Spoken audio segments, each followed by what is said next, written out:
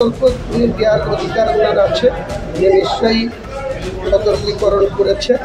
আমি কেন কথা বলি মিডিয়ার কাছে সেটা নিশ্চয়ই এর আগেও আমাকে যে বিষয়ে শোকজ করা হয়েছিল তখন আমি উত্তর দিয়েছি। আবার ওনার সতর্কীকরণ আমি মান্যতা দেব।